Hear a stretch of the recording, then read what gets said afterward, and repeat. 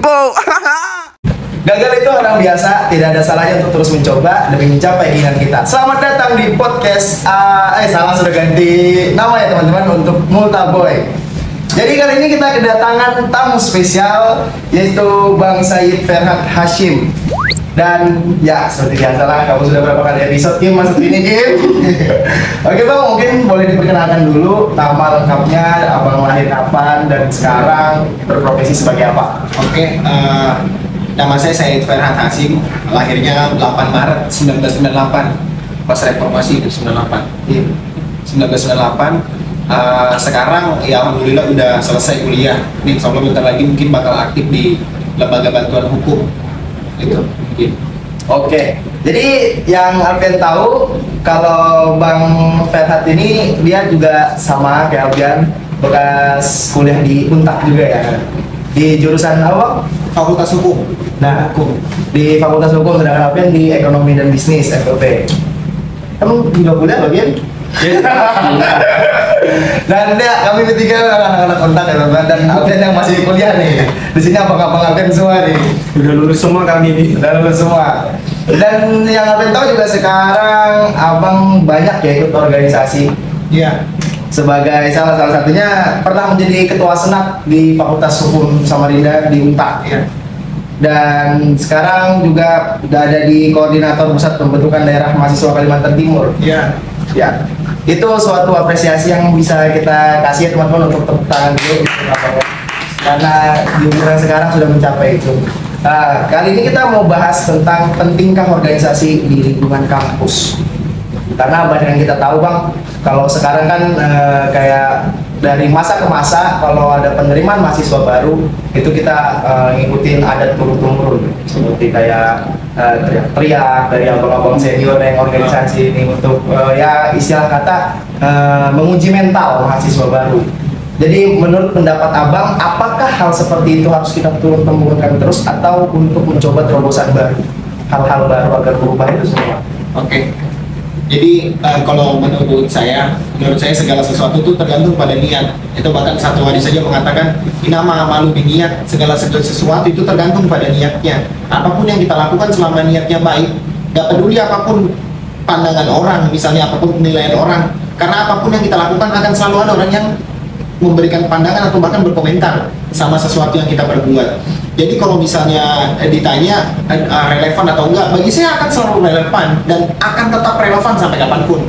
Cuman yang jadi permasalahan, contoh misalnya ketika orientasi kampus misalnya di penerimaan mahasiswa baru, yang jadi permasalahan di sana ada orang yang benar-benar misalnya dari kepanitiaan itu yang pengen ngedidik, ada yang benar-benar pengen ngekader, ada yang benar-benar pengen membentuk. Nah tapi di satu sisi ada juga yang pengen balas dendam misalnya. Nah itu yang jadi masalah. Ada yang pengen cari muka, cari eksistensi dan lain-lain. Nah itu yang jadi masalah. Jadi sebenarnya tergantung sama niat, karena niat itu bakal mempengaruhi secara langsung aktivitas yang dilakukan sama orang-orang tersebut. Nah itu mungkin. Ya mungkin itu juga karena Alfian sendiri nih yang karena kan masih maba juga kan, jadi yang mengalami kayak gitulah. Ujung-ujungnya dampak dari itu tuh banyak mempengaruhi untuk sedikitnya minat mereka untuk gabung di satu organisasi. Dan dari Alfian sendiri juga masih belum mengetahui lengkap organisasi itu apa. Dan mumpung abang di sini, abang minta dijelasin seperti apa itu organisasi. Oke. Mungkin kalau misalnya tadi Alfian waktu maba ngalamin itu, saya juga ngalamin itu. Banyak orang ngalamin itu, dan tapi kita semua terbentuk jadi berbeda. Ya jadi kalau menurut saya, karena saya juga ngalamin hal yang sama.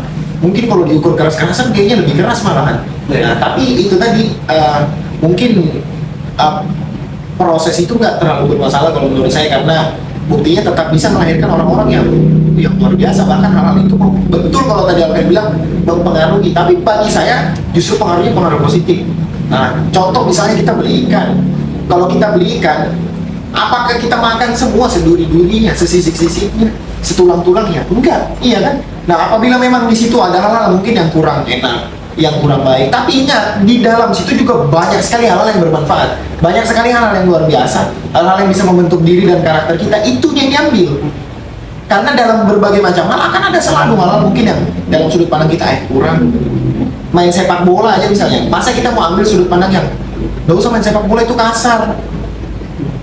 bukan itunya yang diambil. Misalnya dalam sepak bola itu terdapat seni yang luar biasa, keindahan bermain yang luar biasa bagi orang-orang yang memahaminya dan memang mencari hal-hal itu. Nah, misalnya ada salah satu tokoh nasional di Indonesia, beliau pernah dibilang dan dicoba dikasih sarkas lah sama seseorang. Dia bilang, Buya, dia bilang, waktu saya ke Arab, dia bilang, ternyata saya temukan di Arab pekerja seks komersial. Dia bilang, wah kayak gitu aja ternyata Arab ya. Dia coba buat jatuh.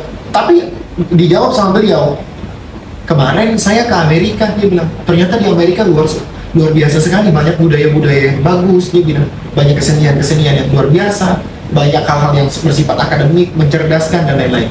Oh ternyata memang begitu ya. Orang itu memang mendapat sesuatu yang dia cari. Itu. Jadi sekalipun di Arab sana, kalau yang kamu cari yang seperti itu, ya yang itu yang kamu temukan. Tapi di satu sisi, misalnya di satu tempat yang sumbernya hal seperti itu, malah kebaikan yang kamu dapat. Nah itu tadi, makanya kasih niat yang baik dari awal. Jadi kalau organisasinya itu apa, mungkin ada organisasi namanya organisasi profit dan non profit. Kayak contoh misalnya Coca-Cola, ada PT Coca-Cola Company, di bawahnya ada Sprite, Fanta, Almioren misalnya. Itu organisasi. Ada 2 orang atau lebih bekerja sama secara sistematis untuk mencapai tujuan bersama. Apa tujuannya? Profit misalnya. Tapi kita di organisasi kemahasiswaan itu organisasi non profit. Kita nggak berorientasi pada keuntungan berupa materi, misalnya uang, eksistensi brand dan lain-lain. Bukan. Tapi bagi saya, organisasi non profit itu jauh lebih mahal dan mulia, jauh lebih berharga, saking berharga dan mahalnya nggak bisa dibeli. Harusnya, makanya saya mungkin kecewa dan sedih kalau orang-orang yang bergerak dalam organisasi tapi bisa dibeli. Nah, kalau kayak gitu beli ini aja. Wah, ada ini masuk ya teman-teman. Jadi ini ada cemilan dari teman kami. Ibaratnya chips, teman-teman bisa cek Instagramnya, bakal taruh di bawah sini. Nah, ini ada 4 varian rasa, ada balado, karamel, koko crunchy, tiramisu crunchy. Oke, mungkin bisa dicoba dulu abang-abangnya. Ini cemilannya. Ini rasa. Ini rasa tiramisu kalau nggak salah. Ini nampak aja teman-teman, pisang ya. Ini nih cemilan sehat yang begini nih, dari buah dibuat cemilan. Jadi kayak nggak bosan kita makan buahnya mulu mau cemil lah ya, makin aja. Oke, kita lanjut ke obrolan selanjutnya. Menurut dari Kimi sebagai forum komunikasi Samarinda Seberang, apakah perlu peranan organisasi untuk mahasiswa baru yang menurut kamu aja nih, apakah itu perlu organisasi di kampus Ya, untuk mahasiswa baru? ya menurut saya itu perlu, karena apa? Kita salah satu untuk mengimplementasikan ide, gagasan, untuk kemudian kita implementasikan dalam sebuah gerakan. Organisasi salah satu tempat efektif untuk bisa menyampaikan itu semua. Karena apa? Kita hidup bernegara pun kita berorganisasi, dan negara ini pun organisasi. Dalam organisasi itu pun ada administrasi di dalamnya segala macam, dan kita juga bisa mempelajari dari skill kita masing-masing di dalam organisasi tersebut. Betul dibilang Abang Pera tadi, karena kalau kita bicara organisasi mahasiswa ini non profit, karena kita memang bergerak dari hati.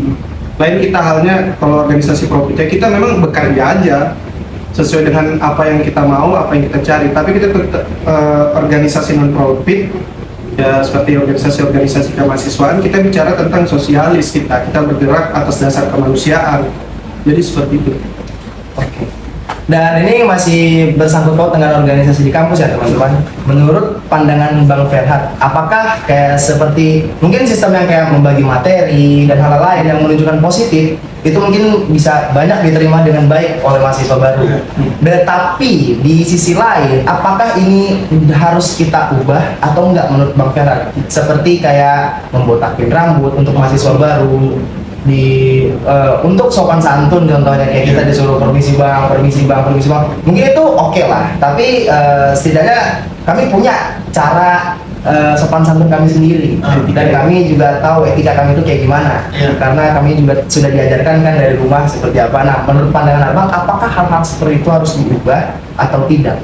Oke, jadi kalau misalnya kita bicara tentang pendidikan dari rumah, karena saya udah pernah menemukan sendiri seorang anak yang berani mukul orang tuanya, dan dia berubah justru ketika dididik di organisasi.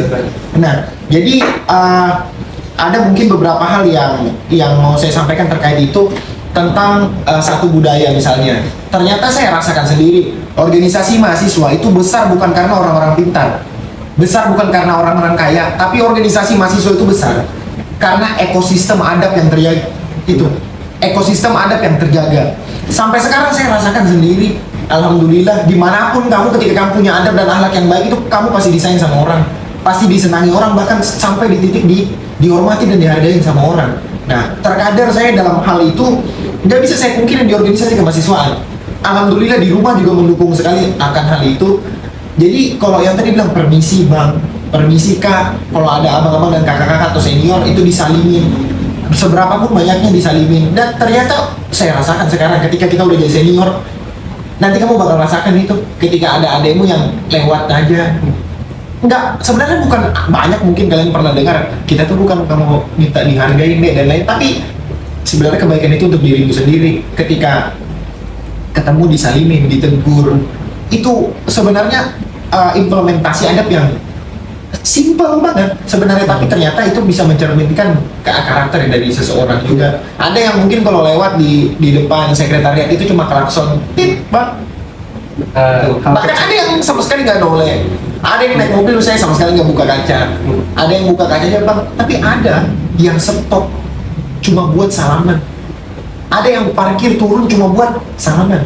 Habis itu bang izin saya balik, kamu ketemu orang kayak gitu gimana? Pasti beda. Nah, itu yang sebenarnya diharap di titik-titik itu. Makanya saya selalu bilang, saya lebih bahagia dan bangga ketika punya adik-adik atau kader-kader yang seperti itu. Misalnya ngejaga akhlak, adab, dan etika. Bahkan saya bilang ketimbang yang bisa orasi misalnya, bisa ngisi materi, bisa pimpin rapat apa, tapi nggak punya akhlak. Itu lebih indah yang ketika di sekret itu galonnya habis misalnya, nggak perlu disuruh, langsung pergi sendiri. Dan lain-lain lah, banyak hal yang ya itu lebih indah. Sama kayak tadi, lewat aja stop dulu cuma buat salaman, buat nganggur izin. Wah, itu mungkin semua senior di situ mendoakan keselamatan buat dia sampai ke rumah. Dan dari Kimi nih, ya ada yang mau Alvin tanyain. Pandangan Kimi sebagai forum komunikasi Fakultas Seberang untuk para mahasiswa yang sudah gabung organisasi, tapi seperti yang Bang Ferhat katakan, mungkin mereka tidak menyadari akan hal itu, mereka mencari eksistensi dan hal-hal lain yang sudah disampaikan Bang Ferhat. Menurut kamu, ada saran nggak untuk mereka? Untuk saran sih, kita berorganisasi ini ibaratnya kita belajar mengimplementasi ide, gagasan, pemikiran, kemudian bisa berupa suatu gerakan-gerakan sosial, gerakan kecil. Karena di dalam organisasi pun sekelas etika aja ini kita mempelajari gitu loh. Jadi berarti kita bagaimana cara menghargai orang dan untuk bicara soal eksistensi itu kembali ke pribadi masing-masing sih. Karena kalau di dalam organisasi pun tak luput dari gerakan-gerakan politik, tapi itu individu masing-masing. Entah dia misalkan dia berorganisasi tapi hanya karena eksistensi pengen dikenal gitu kan, terus terjun tentang gerakan-gerakan sosial mereka posting ini itu, tapi kan kita apa ya, kalau kita berpandangan positif negatif, kalau kita ambil negatifnya, orang ini pasti pamer aja nih, ria. Tapi kalau kita ambil sisi positifnya, kita itu untuk apa ya, kita bisa menginfluence mereka untuk kita coba gerak sama-sama. Dan ini saya sudah kasih contoh seperti ini, ayo kita sama-sama bergerak. Karena kita apa ya, komentar orang itu tidak bisa, kita ini cuma punya kedua tangan, nggak bisa kita menutup mulut orang-orang di luar sana itu, tapi kita punya kedua tangan kita untuk menutup telinga kita terus bergerak ke depan seperti itu. Dan karena sekarang nih yang Alvin rasain sendiri di lingkungan kampus, minimnya para mahasiswa baru yang masuk ke organisasi, apakah dari Bang Ferhat itu ada saran untuk organisasi yang sekarang lagi berjalan di kampus? Oke, mungkin kalau yang kalian rasakan nih selaku angkatan yang mungkin baru ya, di angkatan 22, 21, termasuk 20 juga mungkin, kemarin kalian itu ketemu situasi pandemi di Indonesia. Jadi situasi pandemi secara internasional juga, itu hal yang membuat proses pembelajaran kalian secara akademik itu jadinya secara daring, nggak secara offline. Jadi karena hal itu mempengaruhi banyak hal. Misalnya contoh, secara kuantitas kalian ke kampus itu jarang. Karena hal itu pertemuan jarang, jadinya hal-hal yang kayak diskusi jarang, aksi jarang, bergerak jarang, aktivitas organisasi jarang, bahkan berhenti. Kalau saya mau bilang kemarin betul-betul. Nah, jadi ketika masuk kembali nih jadi fase transisi. Nah, jadi kalau menurut saya Dengan situasi yang begitu, contoh misalnya orang-orang bilang kenapa dinosaurus punah? Kenapa Nokia kalah sekarang sama iPhone misalnya, sama Samsung dan lain-lain? Karena nggak bisa menyesuaikan perkembangan zaman. Nah, jadi kalau menurut saya, makanya kalau ada orang yang bilang, apakah BEM masih relevan? Saya akan bilang, BEM sampai kapanpun akan tetap relevan. Organisasi mahasiswa sampai kapanpun akan tetap relevan, baik internal maupun eksternal. Tapi dengan catatan atau dengan syarat, dia mampu mengikuti perkembangan zaman. Siapa yang bisa membuat organisasi itu mengikuti perkembangan zaman? Faktor yang paling besar adalah pemimpinnya. Pemimpinnya. Kalau misalnya organisasi mahasiswa di zaman sekarang masih kolot, dia pasti nggak akan eksis. Dan anak-anak yang dinaungi sama organisasi itu pasti nggak akan kena manfaat dan pengaruh yang maksimal. Itu yang pertama. Yang kedua, mungkin sekarang harusnya maksimal secara digital. Nah, itu juga banyak banget misalnya organisasi-organisasi maupun orang-orang yang hitungannya adalah kader-kader organisasi ya, secara personalnya dia juga misalnya masih pasif sekali atau masih gaptek sekali atau misal belum punya fokusan update secara digital dan lain-lain. Nah, itu harus udah digeser ke situ. Karena contoh misalnya kita melakukan satu gerakan, mungkin yang lihat tuh yang lewat situ aja. Benar. Tapi ketika misalnya dibuat dengan konten yang baik, itu bisa ngasih influence ke ratusan ribu bahkan jutaan orang, ya kan? Nah, hal-hal gitu yang harus dimaksimalkan dari sekarang. Jadi kalau menurut saya pertanyaan yang apakah organisasi mahasiswa masih relevan, akan tetap relevan. Contoh, sekarang banyak banget komunitas misalnya, buat komunitas life skill, komunitas public speaking, komunitas content creator, dan lain-lain. Saya mau tanya, apakah semua hal itu kan bisa didapat di organisasi mahasiswa?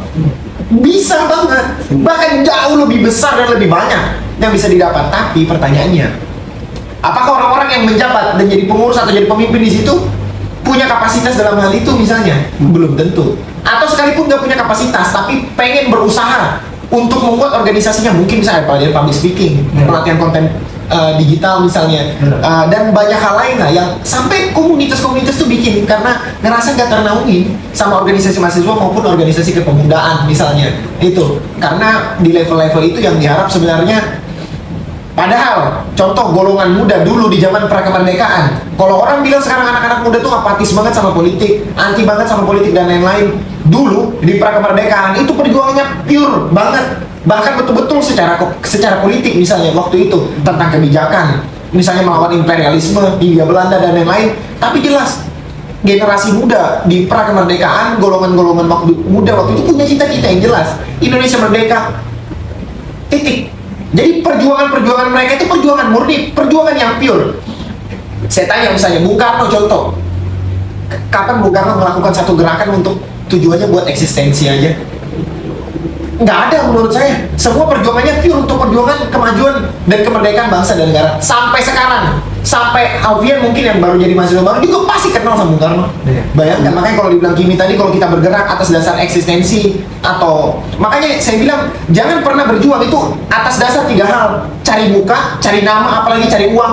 Kalau mau cari uang kerja, kamu nggak akan pernah kaya sampai kapanpun. Kalau cari uang misalnya dari hal yang bukan semestinya kayak organisasi atau gerakan dan lain-lain, kamu nggak akan pernah terkenal kalau kamu cari muka. Dan kamu nggak akan pernah juga ditahu sama siapa-siapa kalau kamu cuma cari nama. Tapi lakukan aja sesuatu yang diamanahkan dengan kamu sebagai mahasiswa. Saya nggak pernah nganggap teman-teman sekelas saya itu mahasiswa. Bagi saya definisi mahasiswa itu nggak cukup cuma sampai dipunya NPM. Mahasiswa adalah orang yang punya fungsi dan peran. Sama kayak AC, kipas angin, lampu. Kalau nggak ada fungsinya buat menerangin, kamu masih mau sebut itu lampu. Kalian masih mau sebut ini AC dan kipas angin kalau nggak ada punya fungsi memberikan suhu yang sejuk buat ruangan atau buat kita? Enggak. Jadi mahasiswa yang nggak punya peran dan fungsi itu nggak tahu, sudah sebut aja di musik apa. Nah itu dia. Tapi bergeraklah, berjuanglah dengan maksimal, namamu bakal dikenal di mana-mana. Mukamu tuh terpampang di mana-mana, dan uang yang halal serta tidak mengikat itu Allah yang kasih buat kamu. Itu. Dan semua kita benar-benar orang yang apa disebut tadi ya. Amin. Eksistensi itu pasti ngikut gitu Bang ya. Itu tuh bonus. Kita hal baik, bonus aja. Dan untuk Kim ini, kan tadi kita Bang Ferhat sudah bilang pemimpin yang mungkin tidak cocok dengan kapasitas itu. Benar-benar. Kita sebagai anggota organisasi harus bagaimana agar pemimpin kita ini bisa melakukan hal baru. Hal-hal baru semacam inovasi. Iya, benar. Sebenarnya bilang Bang Ferhat tadi, kita harus dinamis dan juga kita harus bisa mengikuti perkembangan zaman. Karena tiap orang itu ada masanya, dan tiap masa itu ada orangnya. Misalkan apa yang dibutuhkan, misalkan negara butuhkan, kita coba bantu. Dan juga kita lihat gerakan-gerakan sosial-sosial lewat dari organisasi-organisasi mahasiswa itu udah bagus, sudah gerak. Tapi tergantung dari pemimpinnya, dan pemimpin juga bergerak atas dasar visi misi dari organisasi tersebut.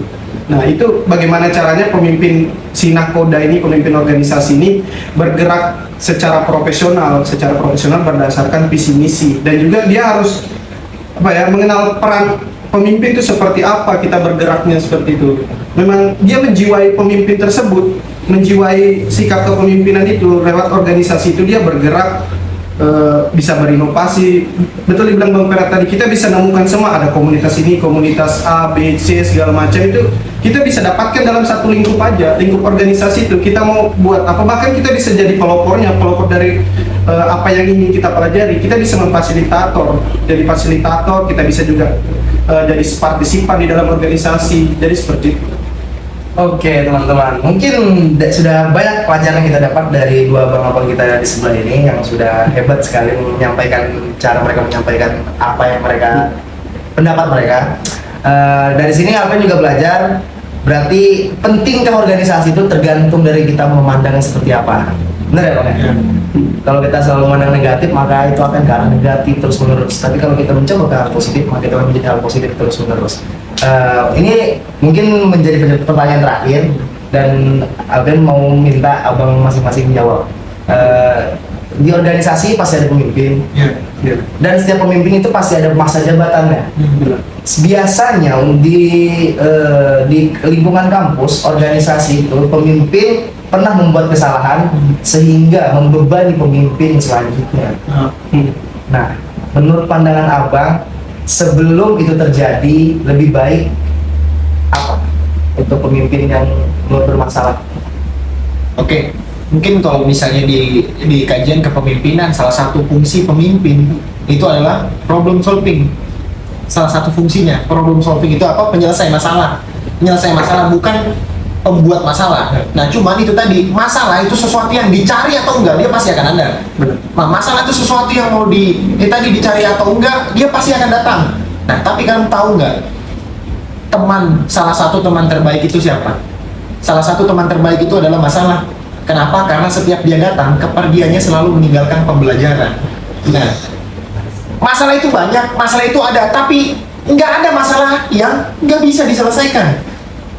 Nggak ada masalah bagi saya kalau misalnya kita mungkin punya masalah hilaf, punya sesuatu yang mungkin berlebihan, melenceng dan lain-lain. Semua orang pernah punya masa lalu, tapi semua orang berhak punya masa depan. Jadi kalau ada masalah, hadapin, jangan lari, selesaikan dan bertanggung jawab. Itu aja yang paling penting sebenarnya.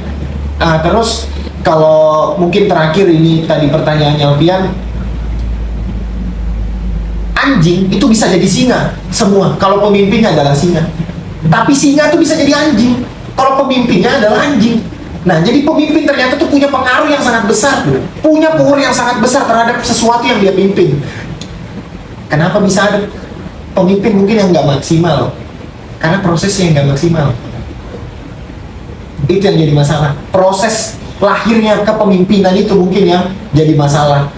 Kalau tadi kita kembali dari yang Abang sampaikan mungkin tentang golongan muda prakemerdekaan, sebelum kemerdekaan, mereka berjuangnya tuh pure, tulus. Pemimpin-pemimpin muda lahir di tengah golongan-golongan masyarakat yang sedang bermasalah. Pemimpin-pemimpin muda tuh lahir karena perjuangan dan proses yang luar biasa yang mereka alami secara langsung, dengan niat tulus, ikhlas, berjuang buat rakyat, kepentingan bangsa dan negara. Mereka lahir dari itu. Mereka lahir bukan karena permisi bang, saya mau jadi, bisa ditolong bang, diaturkan bang dan lain-lain, atau restui saya bang, atau tunjuk langsung bang, atau hal-hal lain dan sebagainya. Bukan dengan hal begitu. Tapi pemimpin yang baik dan luar biasa itu akan lahir dengan proses yang baik.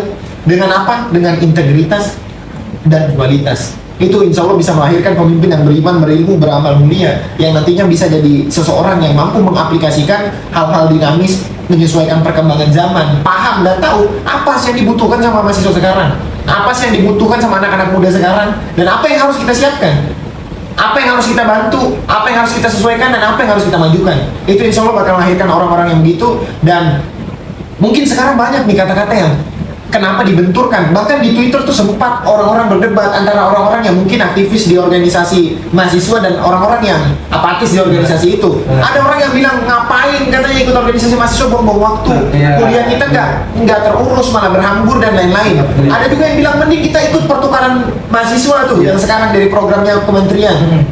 Jadi programnya Nadiem Makarim tuh ada insentifnya, pengalamannya banyak, dapat pengalaman kerja dan lain sebagainya. Itu bukan hal yang harus dibenturkan sebenarnya. Nah, itu hal yang harus dikolaborasikan dan disikapi dengan bijaksana.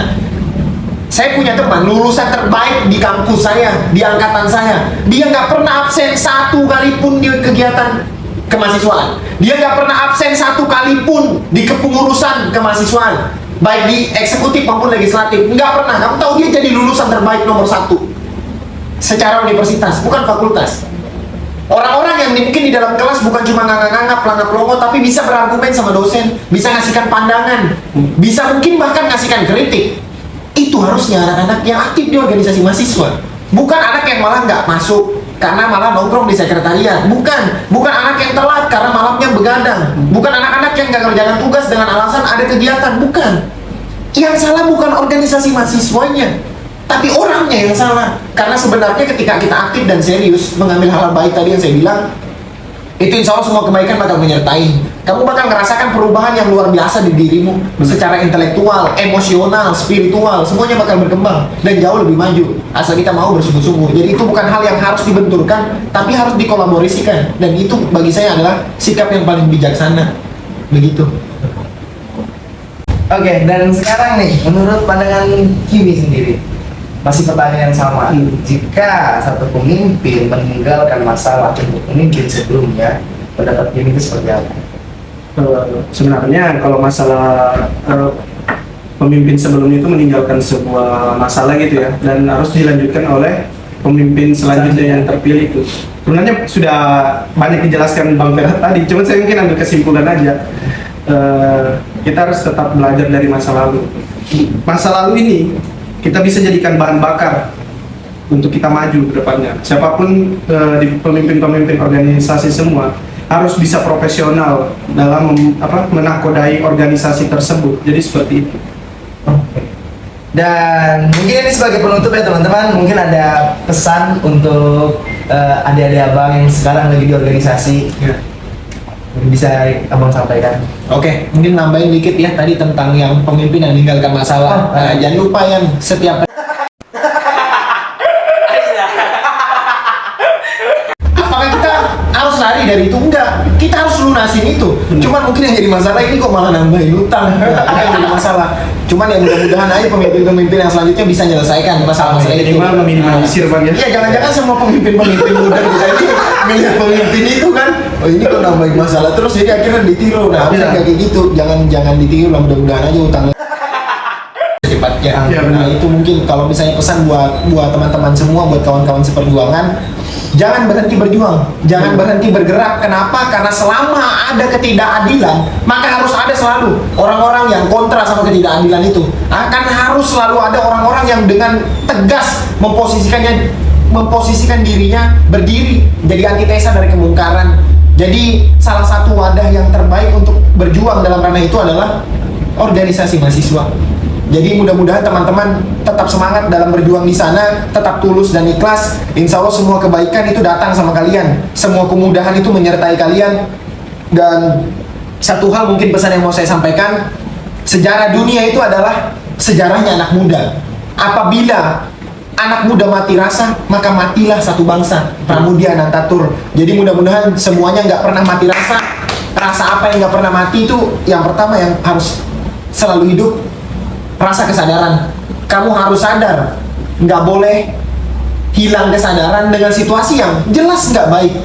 Ya, Ultraman aja berubah ya kalau ada sesuatu yang nggak baik. Ultraman aja berubah kalau ada sesuatu yang nggak beres.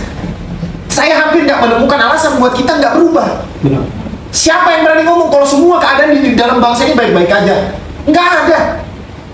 Jadi saya rasa kita harus berubah, harus keluar dari zona nyaman, berani ngambil hal-hal yang mungkin punya resiko besar. Karena kalau bukan kita, siapa lagi yang mau berjuang di ranah-ranah itu? Mau mengharapkan golongan mana lagi kalau bukan golongan muda yang masih punya daya juang dan militansi serta loyalitas yang tinggi lah. Dengan niat itu tadi, sabar dan ikhlas. Mungkin kalau kita ngeliat teman-teman yang lain itu kayak naik tangga cepat sampai di atas, kok kita gini-gini aja. Tapi ketika kamu memperjuangkan sesuatu yang baik dan benar, itu insya Allah kita tuh kayak naik lift nanti, langsung sampai ke atas.